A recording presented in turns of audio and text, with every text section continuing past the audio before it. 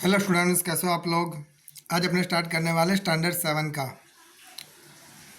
Hindi subject semester 2 का assignment, जिसमें अपने बात करने वाले question 3A, 3B and 3C की। ओके, स्टार्ट करेंगे। इसके पहले ऑलरेडी मैंने हिंदी के बहुत सारे वीडियो अपलोड कर यूट्यूब पर रख दिया है। जो आपने नहीं देखा हो तो उसकी लिंक आपको नीचे डिस्क्रिप्शन में, अदरवाइज आप चैनल के प्लेलिस्ट में जाकर भी चेक कर सकते हो। तो स्टार्ट करेंगे वीडियो को।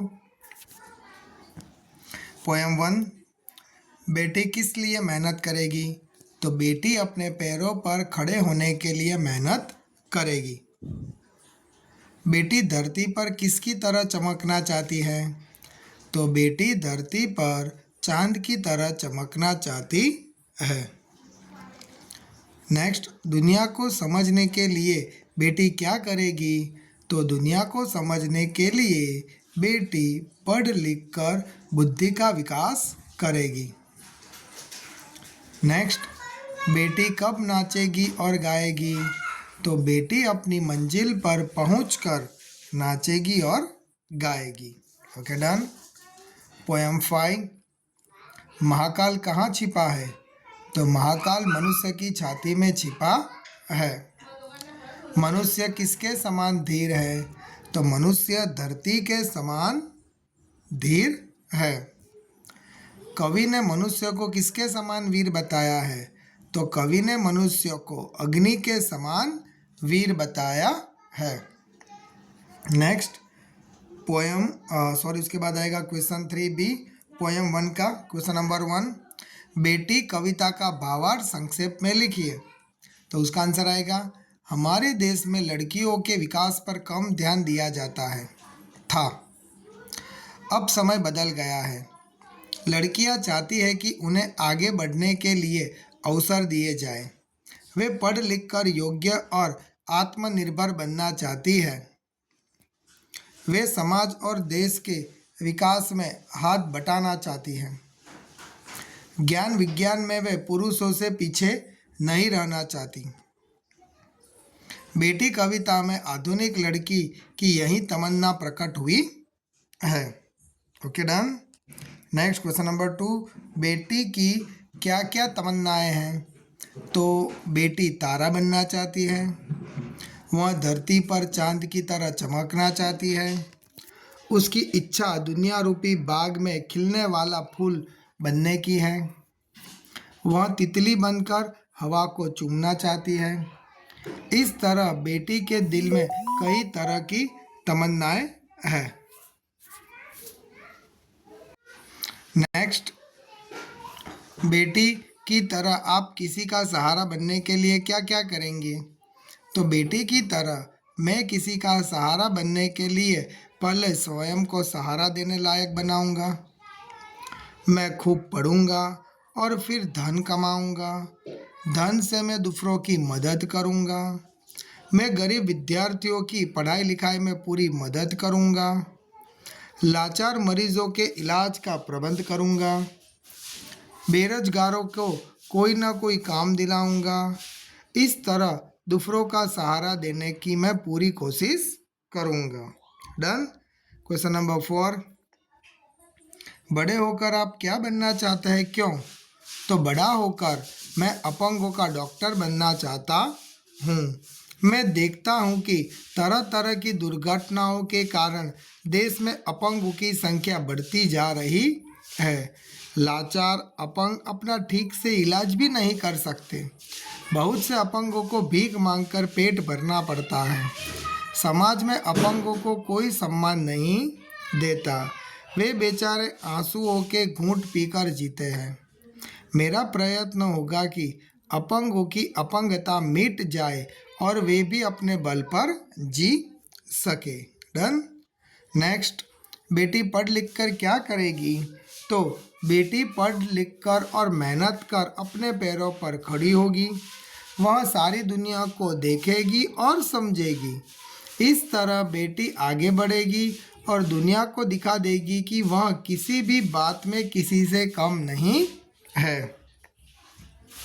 नेक्स्ट, पोएम 5, अन्य जीवों से मनुष्य महान कैसे है?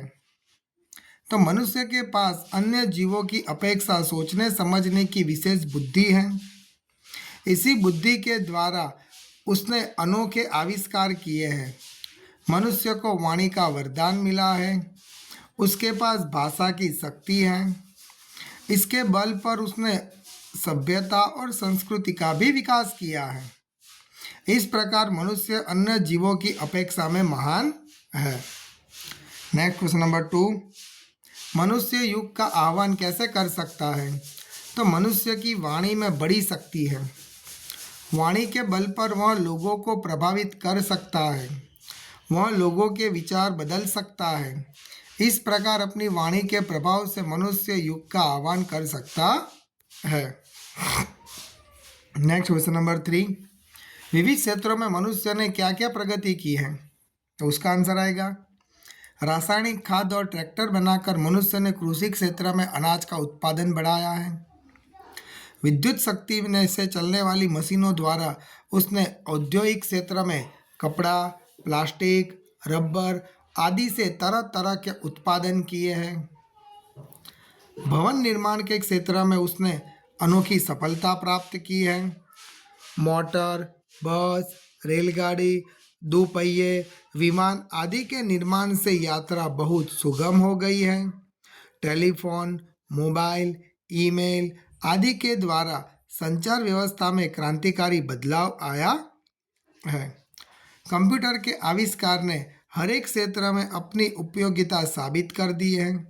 चिकित्सा क्षेत्र में तरह तरह की दवाइयाँ और इलाज के नए साधन खोजे गए हैं। इस तरह विविध क्षेत्रों में मनुष्य ने अद्भुत प्रगति की है। डन।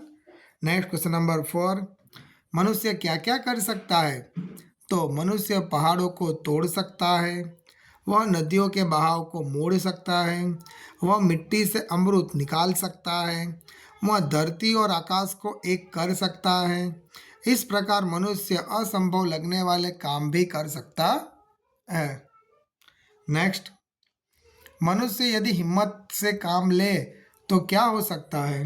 तो उसका आंसर आएगा, मनुष्य यदि हिम्मत से काम ले तो धरती पर पापों को बढ़ने से रोका जा सकता है। दुनिया में बढ़ने वाली पशुता कम हो सकती है।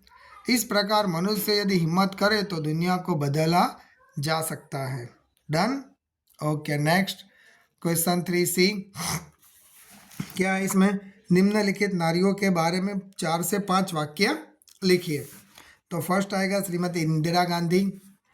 तो इंदिरा गांधी का जन्म 19 नवंबर 1917 को इलाहाबाद में हुआ था। इनकी शिक्षा इलाहाबाद और शांति निकेतन में हुई थी। पिता भारत के पूर्व प्रधानमंत्री जवाहरलाल नेहरू के सानिध्य में रहकर उन्होंने राजनीति का अनुभव प्राप्त किया। सन 1967 में भारत की पहली महिला प्रधानमंत्री बनी और सन 1974 में पोखरण में पहला परमाणु बम विस्फोट हुआ। दुनिया चकित रह गई। सन 1971 में भारत पाकिस्तान युद्ध में भी पाकिस्तान की बुरी तरह पराजय हुई और बांग्लादेश नामक नए राष्ट्र का जन्म हुआ और 1980 में वह दोबारा प्रधानमंत्री बनी। डन। सेकंड आएगा कल्पना चावला। तो कल्पना चावला का जन्म हरियाणा प्रांत के करनाल जिले में हुआ था। उन्होंने प्रारंभिक शिक्षा मॉडल टाउन करनाल के टैगोर विद्यालय से प्राप्त की। इंजीनियरिंग की शिक्षा पंजाब इंजीनियरिंग कॉलेज चंडीगढ़ से प्राप्त की। इसके बाद वे अमेरिका गई और टेक्सास विश्वविद्यालय में एरोस्पेस इंजीनियरिंग में MSc की डिग्री हासिल की। कल्पना चावला अंतरिक्ष यात्री के रूप में प्रसिद्ध हैं। वे अंतरिक्ष में पहुंचने वाली विश्व की प्रथम महिला थी। 1 फरवरी 2003 को उनका अंतरिक्ष यान धरती पर लौट रहा था, तभी उसके दुर्घटनाग्रस्त हो जाने से कल्पना चावला की मृत्यु हो गई। Done. Next third Shrimati Savitribai फुले।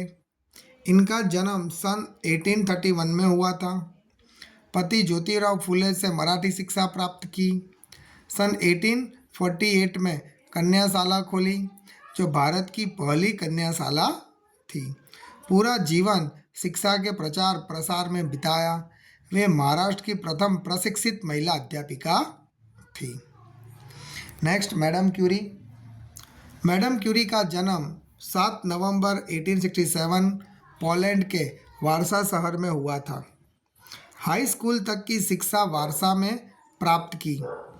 विज्ञान का उच्च अध्ययन पेरिस में किया। उन्हें यूरेनियम की खोज के लिए सन 1935 में नोबेल पुरस्कार मिला। नेक्स्ट, सरोजिनी नायडू। सरोजिनी नायडू का जन्म 13 फरवरी 1879 को दक्षिण भारत के हैदराबाद नगर में हुआ। पिता अघोरनाथ चट्टोपाध्याय निजाम राज्य के शिक्षा विभाग में उच्च अधिकारी थे। उन्होंने पुत्री की शिक्षा के लिए अंग्रेज और फ्रेंच अध्यापक नियुक्त किए। सरोजिनी को शुरू से ही काव्य रचना पर प्रति लगाव था। उनके गोल्डन थ्रेशोल्ड और ब्रोकन विंग्स काव्य संग्रह बहुत प्रसिद्ध हुए। अपने मधुर कंठ के कारण उन्हें भारत कोकिला भी कहा जाता है। उन्होंने स्वतंत्रता आंदोलन में सक्रिय भूमिका अदा की थी। Okay, done. सो दैट्स यहाँ पे अपना वीडियो फिनिश होता है। वीडियो पसंद है तो वीडियो को लाइक और चैनल को सब्सक्राइब करना मत भूलना।